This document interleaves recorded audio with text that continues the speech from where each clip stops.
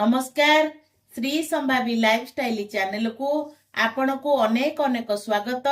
मु आज बिना पियाज रसुण रे मसला दियार पोटल आलू भजा रेसिपी शेयर करने को जाउची। आपण माने तो आलू पोटल को विभिन्न ये रे भाजुथिबे।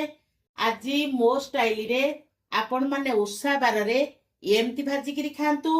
अरुआ भात कि रुटी परोटा संगे रे बहुत बढ़िया लागिबो। चलंतु डेरी न करी फटाफट रेसिपी स्टार्ट करिबा। मु एठी बिना पियाज रसुण रे मु आलू पोटल भजा पेई एठी 250 ग्राम पोटल लेची। पोटल को एमती चोपा छड़े ताकू एमती लंबा लंबा करी काटी देची। दुईटी बड़ आलू नेची ताकू एमती पोटल शेप रे लंबा लंबा करी काटी देची। आपण माने एमती काटंतु नले आपण को जो शेप पसंद सेई शेप रे भी पोटल आलू आपण काटी परिबे। गैस रे मु डे करेई बसे दीची। करेई हमर गरम हेरानी मु सेतरे दउची 2 चमच तेल। आमे आलू पोटल को फास्ट भाजी दबा। एठी मु पकई दउची तेल हमर गरम हेरानी पोटल पकई दउची। आपण माने चाहिले डायरेक्ट मसाला दे भाजी परिबे किंतु एमती थरे खाली पोटल आलू को भाजी देइकरी तापर मसाला दे भाजिले तार टेस्टटा बहुत बढ़िया आसे। एबे आमे ताकू गोळेई करी 2 मिनिट ताकू कवर करी आउ टिके भाजी होबा पे भलो करी आमे छाड़ीबा।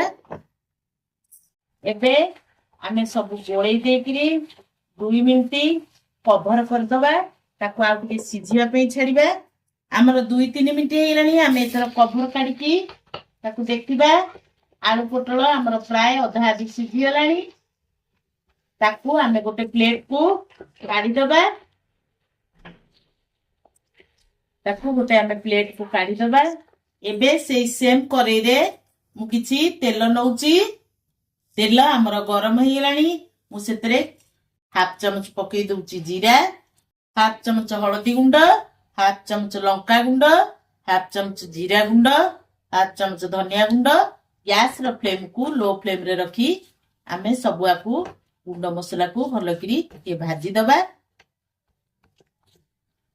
मैं आकु भलो करी भाजी दबा। गैस रो फ्लेम को लो रखी करी आकु एमती भाजीबा नले गुंड मसला हमर पोड़ी जिवो। स्वाद अनुसार लूण पकई दबा। आमे आकु भलो करी गुंड मसला लूण हळदी सब भलो करी एमती भाजी दबा। तापरे आमे भाजी करी रखितिबा आलू पोटल को तादरे पकई दउची। तापर भलो करी भाजीबा। गैस रो फ्लेम को लो फ्लेम रखी करी आकु एमती भाजीबा। पोटल आलू मसला दिया भजा बहुत कम समय भितर हेइथाए। मो भिडियोटी जदि आपण मानकु भलो लागुथाए लाइक शेयर करिवे।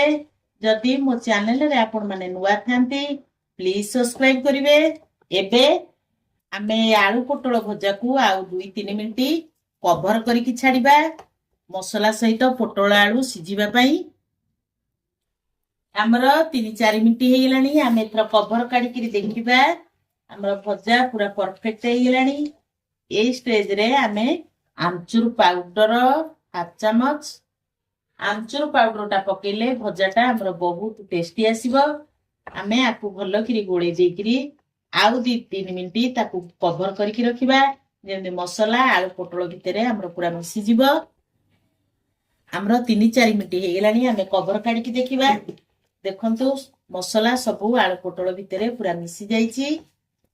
आपण माने एमती आलू पोटल रो भजा तयारी करिकि खांतु। केमिति लागिला मो सहित कमेंट रे शेयर करंतु। रहूची पुणी देखा नेक्स्ट वीडियो रे।